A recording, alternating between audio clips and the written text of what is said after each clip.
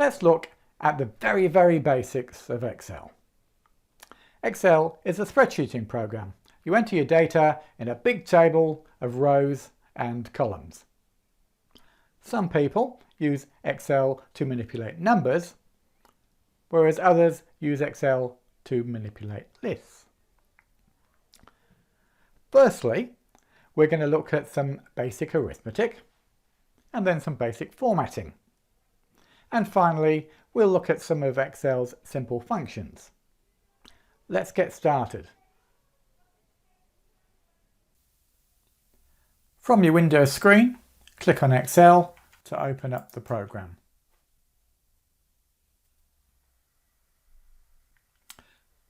What you'll see is a number of templates across the top, and the most commonly used template is the blank workbook. We'll click on that. So we have a grid. This is actually a very big grid. There's over 1 million rows and there's over 16,000 columns. So there's plenty to go at.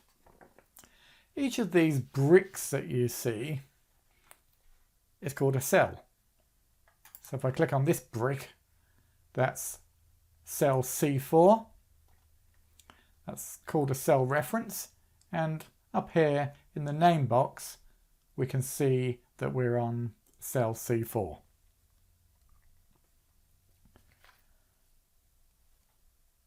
We can type in text or numbers. So let's start in C4 and type in some names. Pressing enter after each will go down a cell.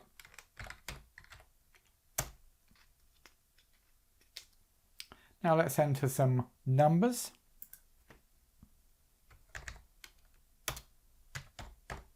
Again using the enter key. And the first thing we'll do is we'll add these numbers up. Clicking cell D7, that's where I'm going to put my result. A formula always starts with an equal sign. So what I can do here is I can say choose that number. I've just clicked on it. I could type in D4, but that would take longer. Put in a plus sign. Click on the next number, put in a plus sign, click on the next number. And now my result is 525. Now it should go without saying that if I change one of these numbers, my total will automatically update. Okay, let's call these numbers sales. And I'm going to work out some commissions. I'm going to give my salespeople 10% commission on their sales. To move across to the right, I press the tab key. Type in my heading, commissions, press enter, and I'm ready to write my first formula. Again, we start with the equal sign. Click on D4, which is the first sales figure. Now the multiplication sign is not an X, as you might expect. It's an asterisk. And I can type in 10%. I could type in 0.01. That would be the same. But this is an easier way to do it. Enter. Let's click back on the cell, and you'll notice that when you highlight a cell you get a blob at the bottom right hand corner. That's my technical technical name for this, a blob. What you can do with the blob is you can drag it down and it'll copy your formula into here and here and here.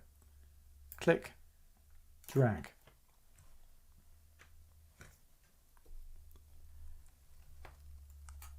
So, as you remember, I'll just double click on here to show me my first formula. So that's the one we typed in, equals D4 times 10%. I'll just escape out of there. Let's have a look at this formula that we filled down in E6. Double click. You see that it's changed the cell reference to D6. That's because Excel works with relative cell references. That means your formula actually changes according to where it is on your spreadsheet, relative to where it is on the spreadsheet. One more column to put in here, and that's going to be net sales. Net sales is going to be the sales less the commission, equals sales minus, that's just a hyphen, commission. Enter, drag down the blob, just as we did before, and I've finished my basic arithmetic. Now we've done adding, subtracting and multiplication. We haven't done any division, so how about we find out what the average sales were. So I'll just type in a title here, a label, average, tab across to the next cell, and I'll write in a formula, equals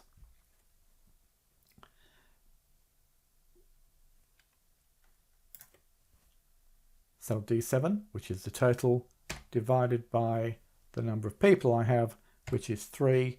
That will give me an average.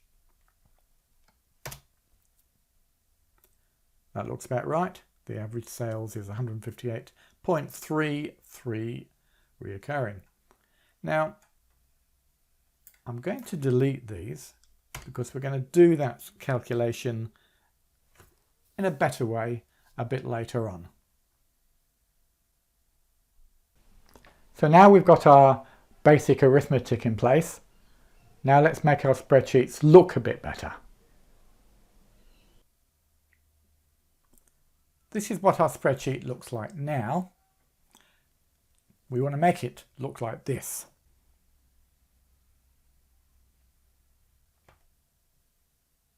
So let's start with some terminology.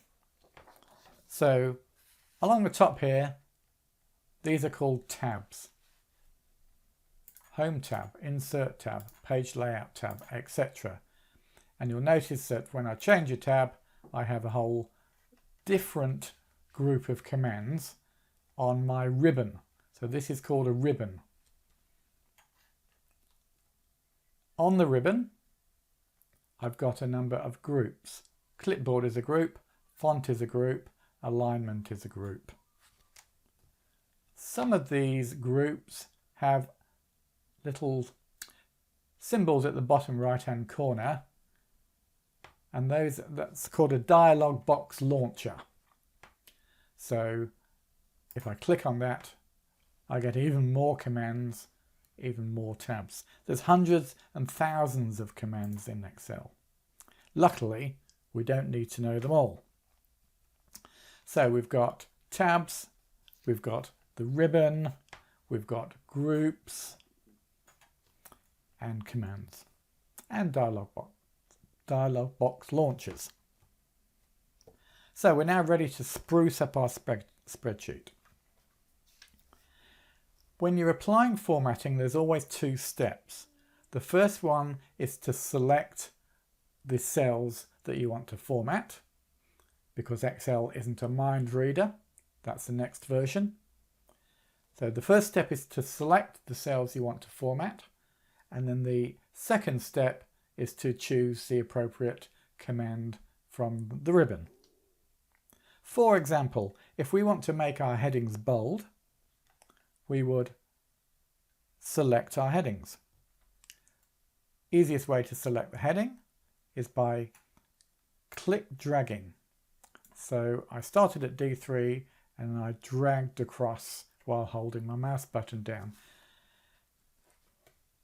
Now the grey bits there are in the selection, but so is D3 cells in the selection. The reason it's white is because that's the active cell. So it's still selected, It just happens to be the active cell within the selection. So now I've selected it. Step 2, I can go up to the ribbon and I can click on the B. Also note, there's a shortcut there. I could achieve the same thing by holding down the Control key and B at the same time.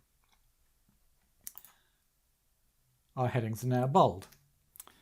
How about we now put a bottom border along our heading? So while it's still selected, click on Borders and Bottom Border. I'll just click away so you can see that. And I'll reselect. And this time I'm going to put a background colour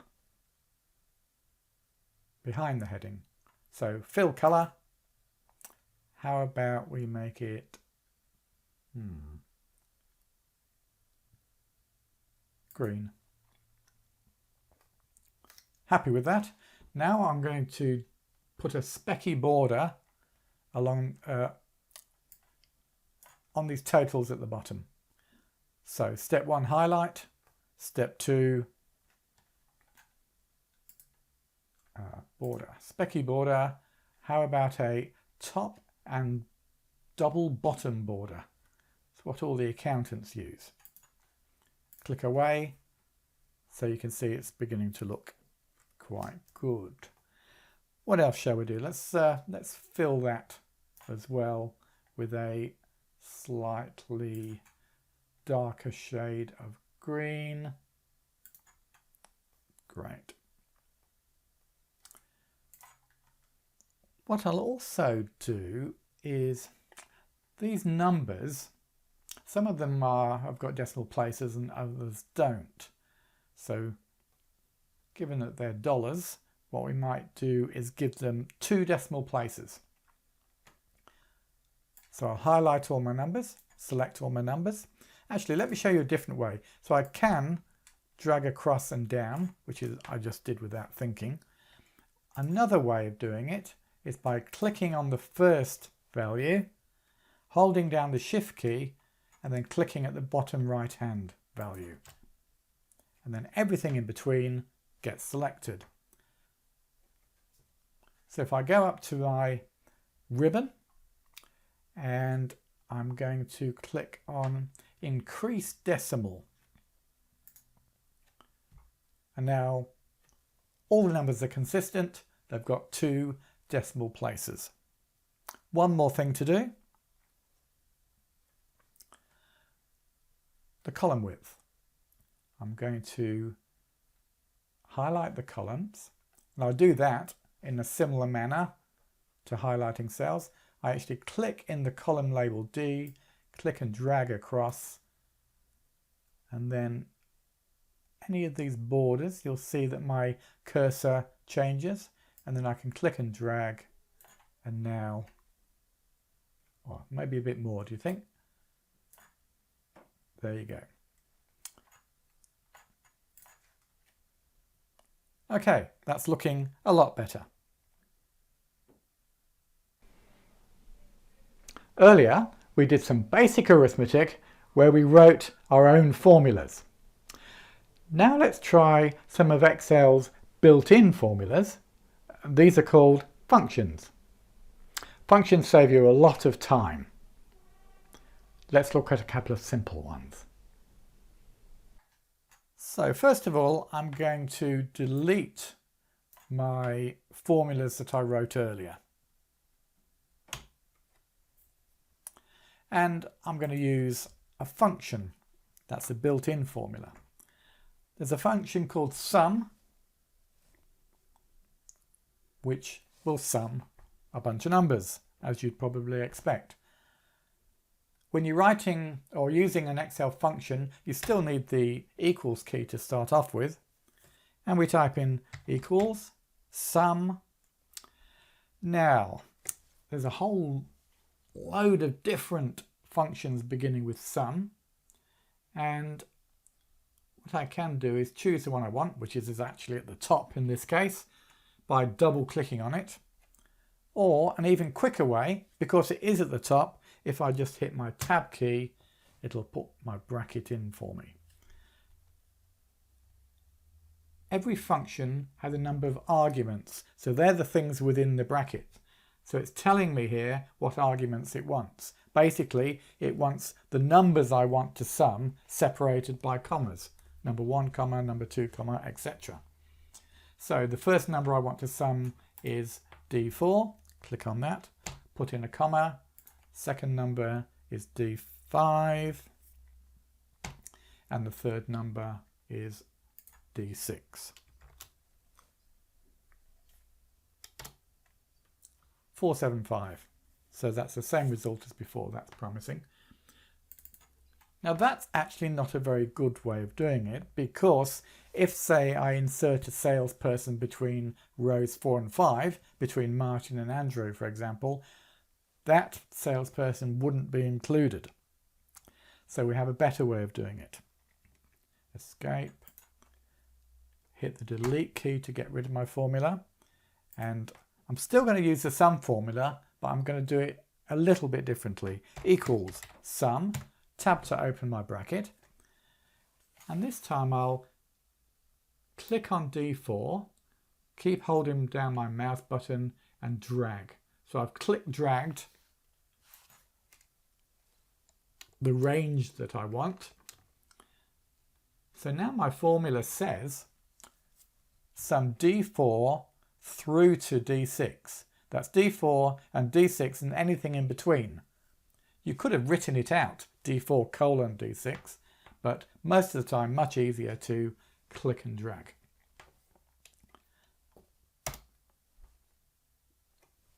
Okay, so that's pretty good. But wait, there's more, because there's a shortcut for that. I'll just delete that formula. There's something called auto sum. So what I can do is click in my cell, come up to here where it says auto sum, click on that, and it's automatically summed the data. Now most of the time Excel will get that right, but sometimes you can get unexpected results. It might sum horizontally instead of vertically, for example.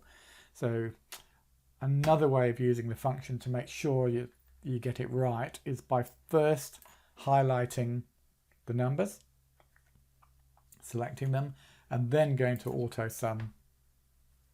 Just two ways of doing the same thing.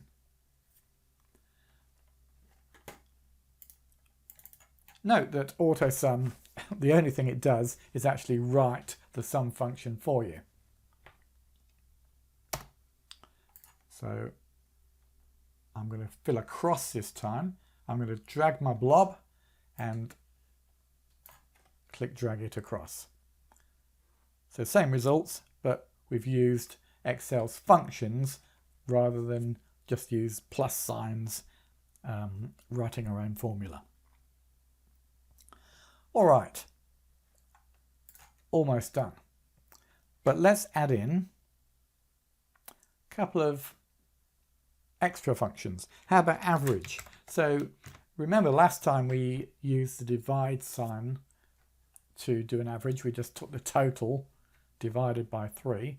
But there is actually a function in Excel called, guess what? Average. So equals average. Tab to open my bracket, swipe down the 3 values and enter. There's also a function called count. Equals count. It'll count how many values there are. There's 3. We knew that. Okay, what else could we do? We'll put in a title. So across the top here, I'll type in net sales for the northern region.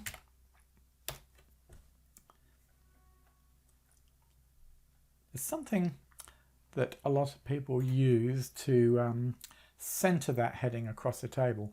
So what I can do is take those three cells, select those three cells, D1, E1, F1, and choose this function here, merge and center. What that actually does is combine all those three cells together in one big wide cell,